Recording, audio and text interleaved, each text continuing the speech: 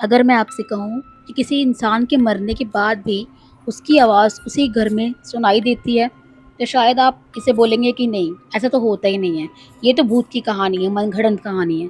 लेकिन आज की जो स्टोरी है, उसमें डर इस बात का नहीं है कि भाई घर में कोई आत्मा थी। डर इस बात का है कि शायद किसी ने उसे वहाँ बुलाया हुआ था, खुद नहीं आई थी।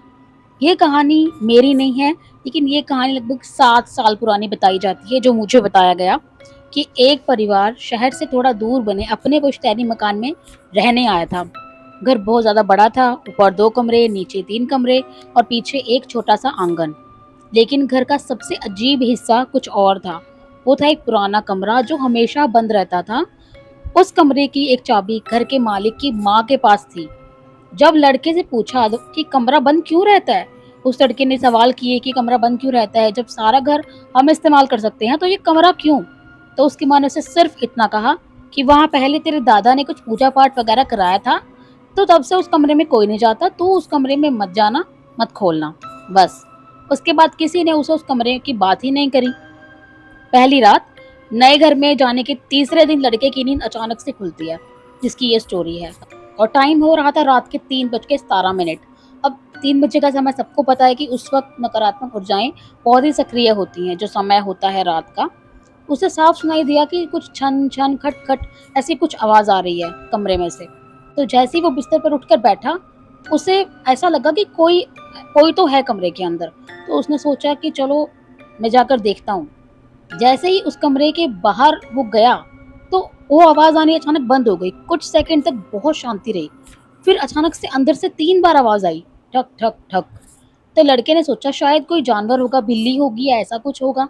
लेकिन तभी अंदर से किसी की बहुत ही धीमी आवाज़ आई, रोहित, ये उसका नाम है। रोहित की आवाज़ आई।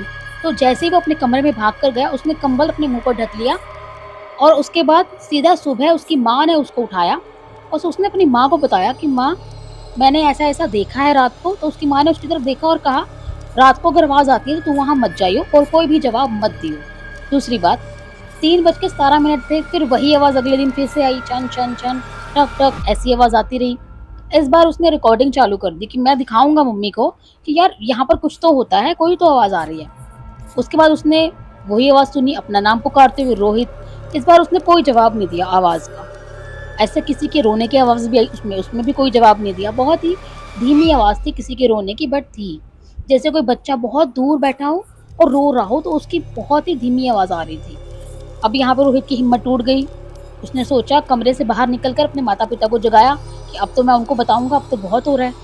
तीनों ने कमरे के जाकर सामने खड़े होकर देखा। दरवाजे के बाहर से ताला लगा हुआ था, कोई था ही नहीं।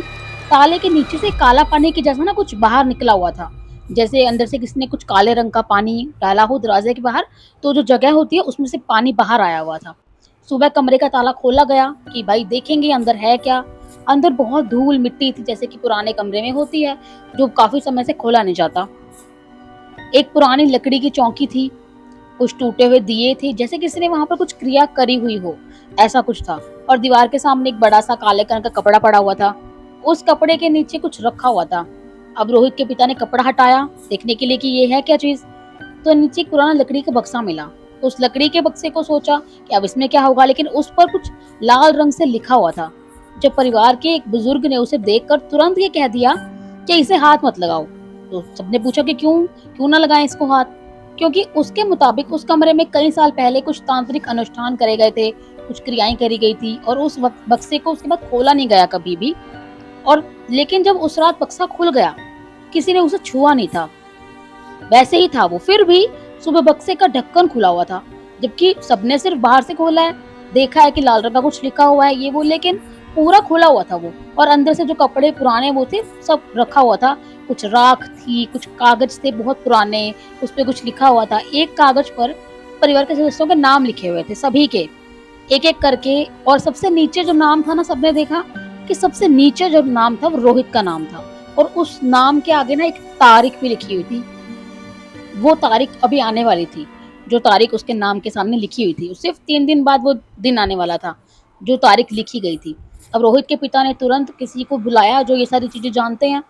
उनको पूछा, उनको बुलाया कि अब इसका हम क्या करें। तो उन्होंने उसको बताया कि अब डरने की जरूरत है नहीं, किसी पुराने अनुष्ठान में ये नाम लिखे जा रहे थे।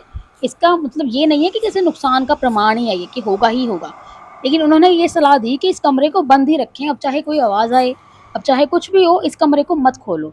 दोबारा चाहे कुछ भी आए, ना तो कुछ इसमें से जलाने की ज़रूरत है कुछ, ना ही इसमें से कुछ नष्ट करो, इसको ऐसे ही रहने दो, जैसे ये है। अब 3 दिन गुज़र जाने दो, फिर देखेंगे। 3 दिन गुज़र जाते हैं, कुछ हुआ ही नहीं है। अब सबको लगा कि यार ये तो वैसे ही वहम था, अब शायद सब कुछ ख़त्म हो गया है, अब कोई कोई तकलीफ़ की बात नहीं है, अब जो भी था अब सब ख़त्म हो चुका है, अब हम सब सेफ़ हैं। लेकिन चौथी रात को फिर से 3:17 पर आवाज़ आती है। इस बार कोई पायल चलने की आवाज़ नहीं आती, छन-छन की आवाज़ नहीं आती, कोई ठक-ठक की आवाज़ नहीं आती, लेकिन रोहित के फ़ोन की घंटी बजती है। अब उसने स्क्रीन पे देखा, उसके जो कॉल आ रही थी, उसके अपने ही नंबर से उसको कॉल आ रही थी। जबकि ऐसा होता ही नहीं है, ऐसा तो नामुमकिन है, बट उसको उसके खुद के ही नंबर से कॉल आ रही थी। कुछ सेकंड तक वो फ़ोन को देखता रहा कि यार ये क्या हो रहा है? जैसे हम हैरान होकर कुछ देखते हैं ना, कि यार ये क्या चीज़ है? ये तो हो ही नहीं सकता। लेकिन कुछ टाइम टाइम के बाद, सेकंड के बाद कॉल जैसे कि बंद हो जाती है, कॉल बंद हो गई। उसको तुरंत एक मैसेज आता है, जिसमें सिर्फ़ 3 शब्द थे कि दरवाज़ा खोल दो। सिर्फ ये 3 शब्द लिखे हुए थे। अब उसने काँपते हुए पीछे देखा, अब पुराना बंद कमरा वही, लेकिन इस बार कमरे के अंदर से किसी ने धीरे से बोला, रोहित। उसने जवाब नहीं दिया, लेकिन उसके कमरे के अंदर से उसकी माँ की आवाज़ आई, बेटा दरवाज़ा खोल। अब रोहित वहीं जम गया कि उसकी माँ इस समय अंदर क्या कर रही है? और उसकी माँ तो यहाँ जाती ही नहीं है, वो तो खुद मना कर रही थी कि अंदर नहीं जाना है, फिर वो अंदर कैसे? बिल्कुल उसके पीछे खड़ी हुई थी। 3 सेकंड का एकदम साइलेंस हो गया, एकदम चुप्पी चली गई वहाँ पर कि भाई कुछ नहीं है, एकदम मौन हो गया। उसने धीरे से अपनी माँ की तरफ देखा, माँ भी डर के मारे काँप रही थी और तभी बंद कमरे से ना अंदर से फिर से आवाज़ आई, लेकिन इस बार आवाज़ उसकी माँ की नहीं थी। वो आवाज़ एकदम रोहित की जैसी थी, जैसे मान लो कि रोहित ही अंदर से बैठा हुआ कुछ बोल रहा है कि माँ दरवाज़ा खोलो, मैं अंदर हूँ। परिवार उसी समय उस घर से बाहर निकल गया, क्योंकि ये चीज़ें ऐसी हो गई थी कि बर्दाश्त नहीं हो रही थी। उन अगले दिन उन्होंने कमरा दोबारा खुलवाया। अंदर कुछ भी नहीं था, सब नॉर्मल था। सिर्फ़ दीवार पर एक नया निशान बना हुआ था। एक जैसे कोई निशान बनता है ना, जब कोई ऐसा ब्लैक मैजिक वग़ैरह करते हैं, तो जो निशान बनता है, वो निशान बना हुआ था और कुछ भी नहीं था। काले रंग का हाथ का निशान एक और उनके पास मिला, जैसे किसी ने हाथ छापा हो यहाँ पर, और वो ऐसा तो निशान था कि जैसे ऐसा रंग कि एकदम पक्का रंग हो और ये उतरने वाला नहीं, ऐसे वाले काले रंग से निशान था। उसके नीचे फिर एक तारीख जो थी अगली पूर्णिमा की। परिवार ने उसके बाद वो घर छोड़ दिया। उन्होंने सोचा कि अब हम यहाँ रहेंगे तो हो सकता है कोई अनहोनी ना हो जाए, क्यों हमने इस अनहोनी का वेट करना है, अब हम यहाँ नहीं रह सकते। लेकिन ये स्टोरी यहीं पे खत्म नहीं हुई। कुछ महीनों के बाद रोहित उस पुराने घर के पास से गुजर रहा था। अब वो खाली था क्योंकि वहाँ कोई नहीं रहता। उसने दूर से देखा, ऊपर वाली खिड़की के पास कोई खड़ा था। एक आदमी था, काला कपड़ा पहने हुए, जैसे कि कोई आदमी उसको घूर रहा हो। अब रोहित ने सोचा शायद कोई नया रहने आ गया होगा, नया मालिक होगा, अभी उसने नहीं सोचा उस वक़्त इतना। तभी उस आदमी ने अपना चेहरा खिड़की से बाहर निकाला। अब रोहित के मुताबिक जो उसने देखा, उसका चेहरा ना उसका अपना था, जैसे उसने अपना ही चेहरा देखा है। उसकी डर के मारे वहाँ से गाड़ी भगा ली उसने कि अब मैं यहाँ क्या करूँगा? गलती से यहाँ आ गया तो भी ये देखने को मिल गया।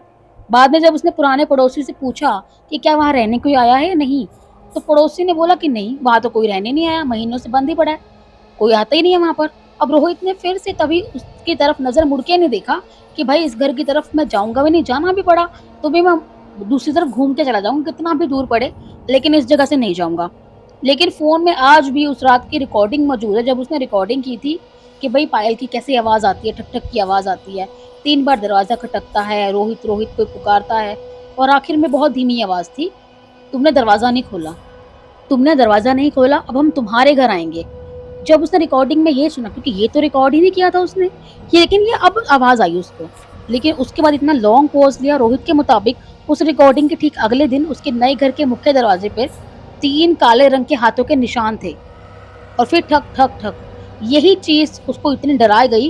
ये सवाल ये नहीं है कि उस कमरे में क्या था, सवाल ये भी नहीं है कि अगर वो चीज़ कमरे में थी, बंद थी, तो फिर नए घर तक कैसे पहुँची?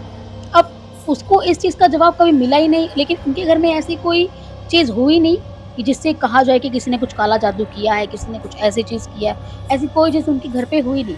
लेकिन बात ये है कि वो सब हुआ क्या? किसने किया था? क्या था वो सब? मेरा पर्सनल एक्सपीरियंस ये कहता है कि ये चीज़ें होती हैं। मेरे अपने एक्सपीरियंस को मैं ज़रूर शेयर करूँगी। अगर आप सब सुनना चाहोगे कि मेरे साथ क्या हुआ, मेरे साथ जो चीज़ें हुई उससे तो मैं अब तक निकल नहीं पाई हूँ, क्योंकि एक चीज़ बार अगर कोई चीज़ आपके साथ ऐसी होती है, प्लस अगर बीमारी हो जाए आपको, तो वो चीज़ें बहुत मुश्किल हो जाती हैं ये चीज़ों से। तो ये चीज़ है मेरी अपनी, अगर आप कहोगे तो मैं अपने पे वीडियो ज़रूर बनाऊँगी। लेकिन किसी और के साथ ऐसा कुछ हुआ होता है, तो वो मुझे अगर कोई बताता है, वो भी ऐसा जिसको मैं जानती हूँ अच्छे से, तो मेरे को लगा कि मुझे ये चीज़ रखनी चाहिए यहाँ पर। अगर आपके पास भी ऐसी कोई है, अगर थोड़ा बहुत भी अगर आपको एक्सपीरियंस हुआ हो, चाहे कुछ सेकंड का, आप मुझे ज़रूर बताना इंस्टाग्राम पे। अगर आप मुझे बताना चाहते हो, तो मैं अपना लिंक डिस्क्रिप्शन में दे दूँगी इंस्टा का, आप वहाँ पर मुझे बता सकते हो और मैं अपनी स्टोरी भी जल्दी आपके साथ शेयर करूँगी। एक बार सब कुछ थोड़ा ठीक हो जाए, मैं ज़रूर आपके साथ शेयर करूँगी अपनी स्टोरी। मिलते हैं फिर अगली वीडियो में। उम्मीद करती हूँ आपको मेरे बताने का तरीका अच्छा लगा होगा। अगर पसंद आया हो तो लाइक, सब्सक्राइब, शेयर करके बता देना मुझे। कमेंट ज़रूर कर देना अगर आपको अच्छा लगता है, या फिर अगर आप मेरी स्टोरी जानना चाहते हो कि मेरे साथ क्या हो रहा है या क्या हुआ, तो मैं ज़रूर बताऊँगी आपको वीडियो में। तो मिलते हैं फिर अगली वीडियो में, तब तक के लिए आप सब अपना ध्यान रखना। Take care.